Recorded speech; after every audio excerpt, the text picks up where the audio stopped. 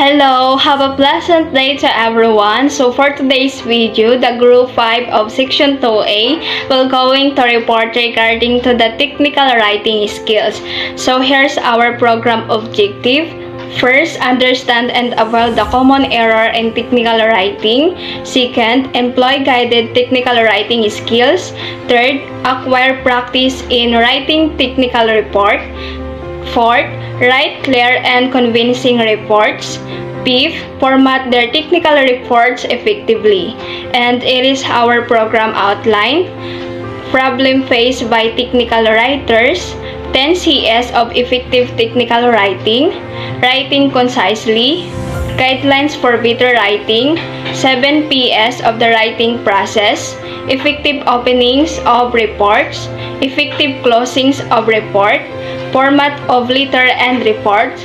Organizing reports. Problem solving and objective status report. Convincing your readers.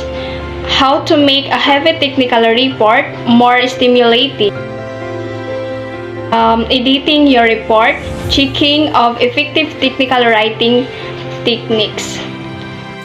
Next, what is the technical writing skill? So when we say technical writing skill, it includes extremely good communication skill and especially the ability to convey complex information in simple language and to write very clearly. An essential technical writing skill, the ability to write clearly. Of all the technical writing skill, the technical comma knows how much master the ability to write is probably the most obvious because many teach writers are essentially translating conflict, specialized information into usable information for non-specialized and or non-user. They must be able to make hard to understand information easy to digest and comprehend. This means having a clear, concise writing style that facilitates learning and comprehension. Now let's proceed to the problem faced by technical writers. So we have 7 challenges in technical writing and how to overcome them. So the first problem or challenges is last minute changes to the product. So the solution for this, always leave extra time to incorporate the new changes in your technical writing. Remember that your document is never done and changes will come as less of a shock. Work closely with the engineering team from the beginning so last minute changes are less likely to come as most of a surprise. So the next challenges in technical writing is lack of information about product user. So the solution for this, conduct user interview to find out more about your customer, collaborate with a marketing team to share in their user personas and use them as a baseline of your technical documentation.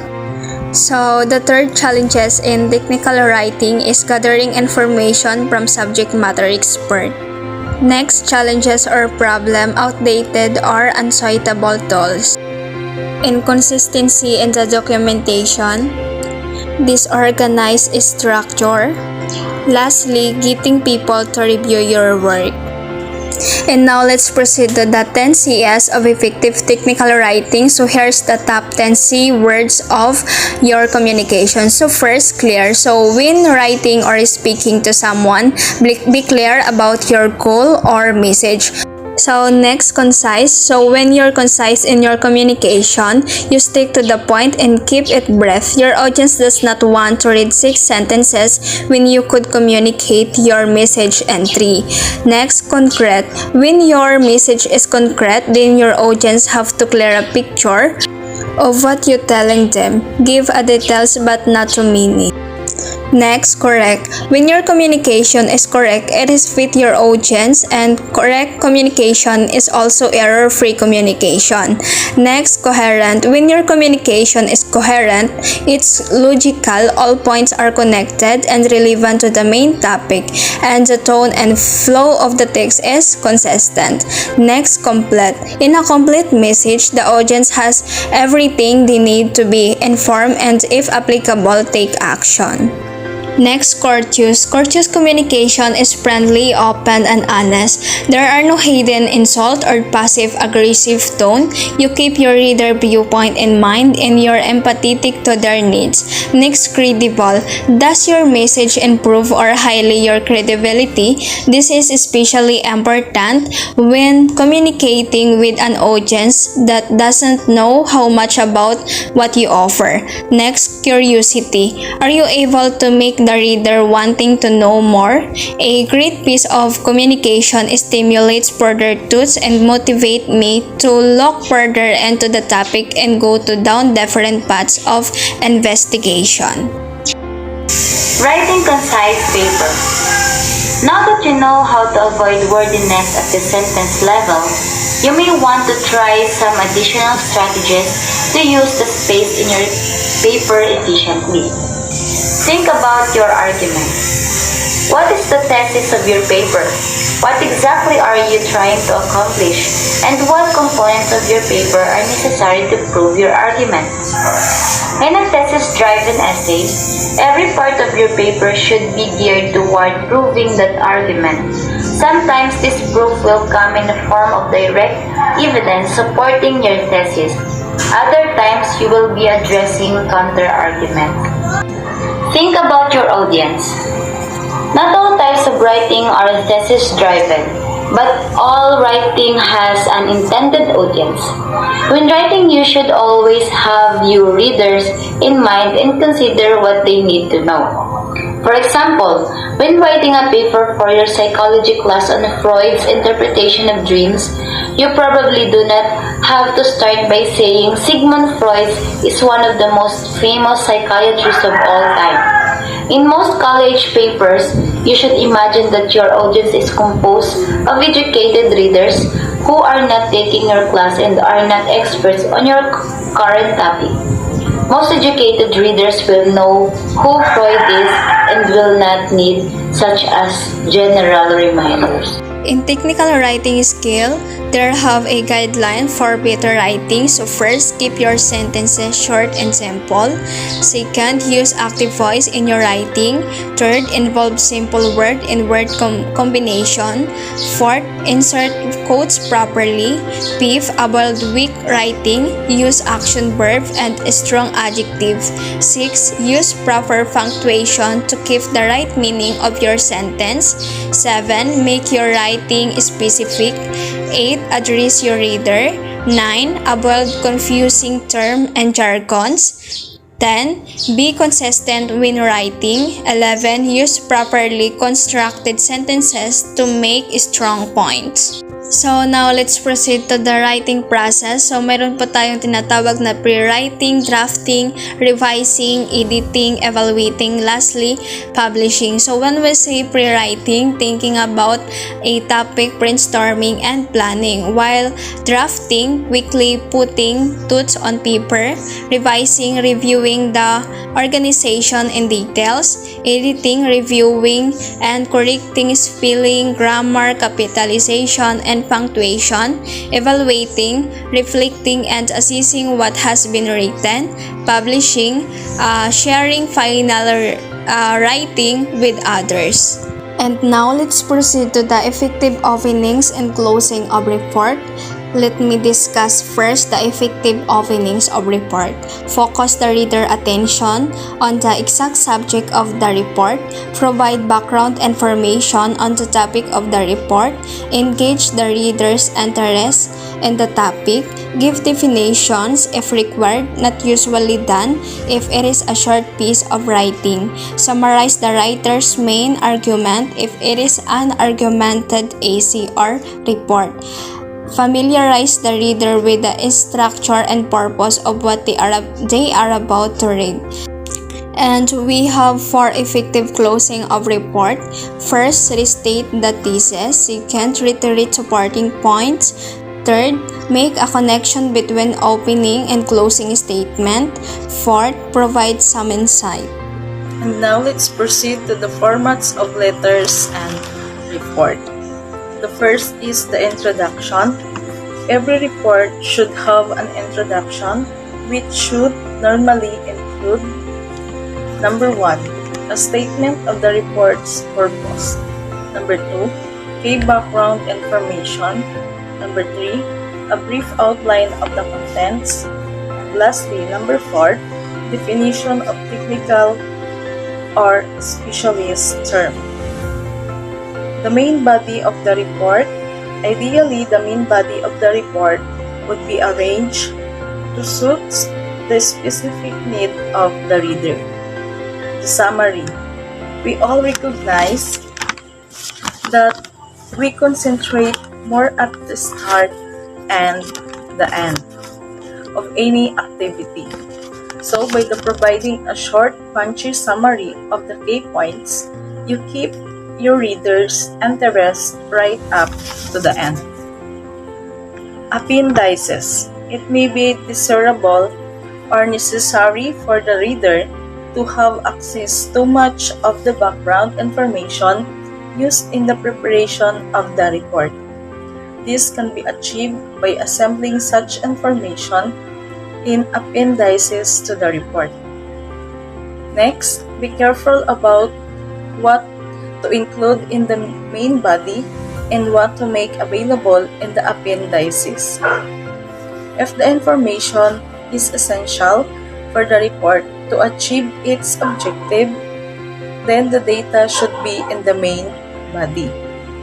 Next is, if however the information is more of the background nature and might distract the reader from the flow of the report, then it should be separated out and attached as an appendix. Synopsis. There are many occasions when a synopsis is desirable. If the report is more than a few pages long, a brief summary of the main points will quickly enable a potential readers to grasp the key. Synopsis should include the following 4 points. First, a brief statement of the report's objective. Second, a summary of the discussion include the main section. Third, a summary of the alternative courses of action. And lastly, fourth, a resume of the conclusion and recommendations. For general reports, typically structured template for writing a report. First, we have the title, author, and date. Second is the content. Third, the introduction and terms of references, or aims, or the scope for report. Fourth, executive summary or synopsis containing main points of evidence. Fifth, background or history or the situation. 6. Implication, issues, opportunity, traits, with source references, facts and figures, evidence. 7. Solution, action, decision, option with implication, effect, or result, including financial and parameters, input and outputs. 9. Appendices. And lastly, number 10, optional bibliography and acknowledgement. Now, let's proceed to organizing reports. Report organization. Reports vary by size, format, and function. You need to be flexible and adjust your report to the needs of the audience. Reports are typically organized around 6 key elements. First, who the report is about and or prepared for. Second, what was done, what problems were addressed, and the result, including conclusion and or recommendation. Third, where the subject studied occurred. Fourth, when the subject studied occurred. Fifth, why the report was written, function, including under what authority, for what reason, by whose request. And lastly, how the subject operated functioned or was used. Problem solving and project status report. What is a project status report? A project status report is a document that summarizes a project's overall progress against the projected project plan.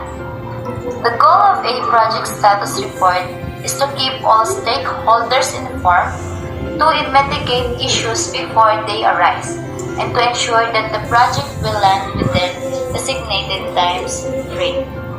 A project status reports help to improve communication across an organization, as everyone is kept in the loop of how the project is progressing.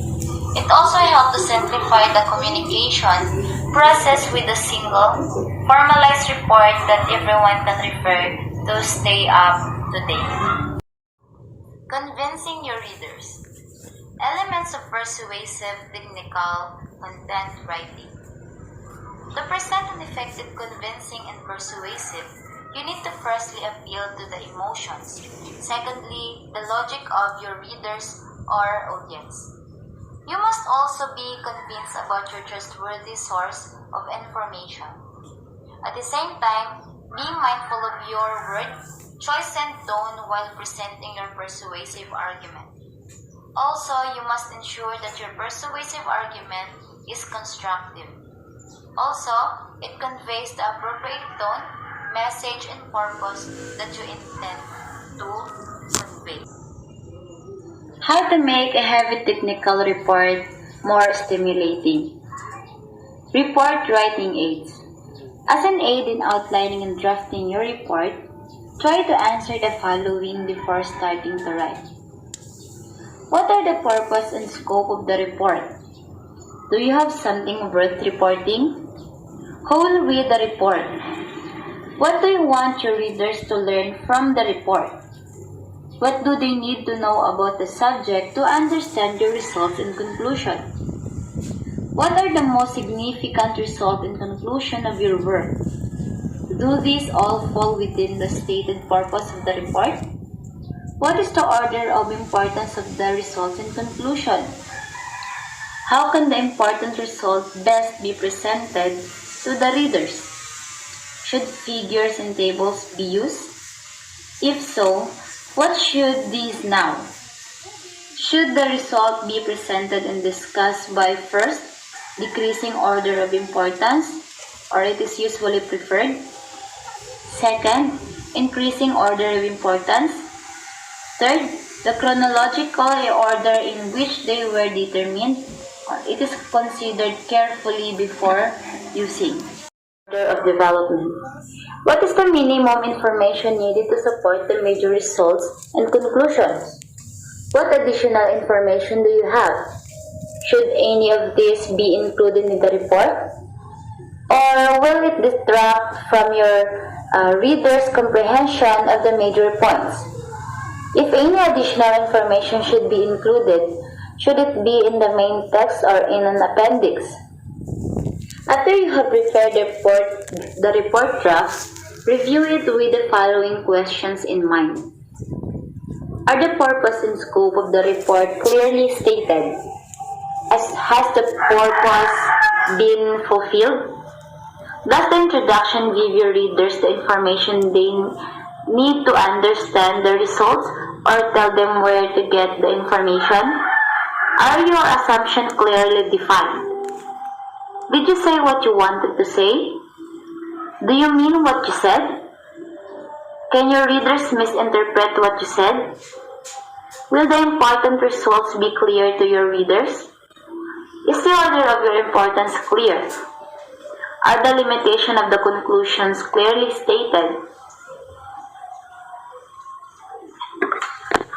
Is the information presented so as to emphasize the most important results rather than the difficulty of the work? Have you clearly separated facts from opinion?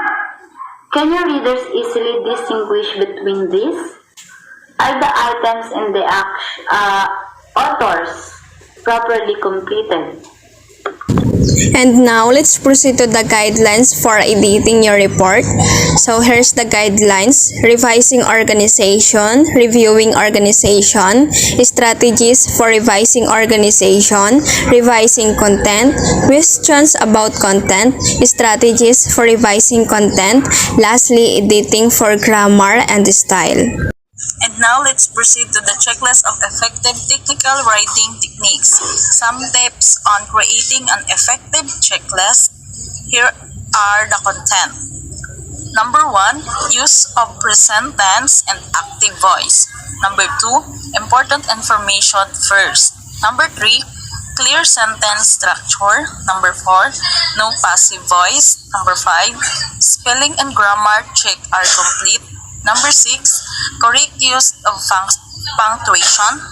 Number 7, your text is not wordy. Number 8, all hyperlinks have been tested and work. And number 9, images are not broken. Here is the design.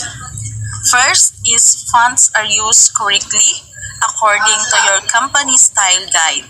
Number 2, the text is easily readable if you are use a color of a font or background. Number 3, the table of contents reflects correct page numbers and section names. Number 4, headings are clear and have correct heading tags. And lastly, number 5, glossary identifies all key terms if you have a glossary and documentation.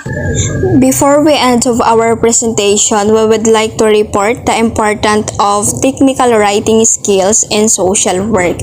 So, effective writing strategies are essential for success in the social work profession at both the undergraduate and graduate levels. Writing enhances student knowledge of specific social and/or psychological concern relevant to current social work practice. Social workers provide assistance to populations in need, linking them to care resources and ensuring that they receive the help they need. As a social workers, writing is one of our most powerful advocacy tools available and is vital to solving the demanding social problems we are currently facing. Success in writing can be key to gaining your client the help and resources they need.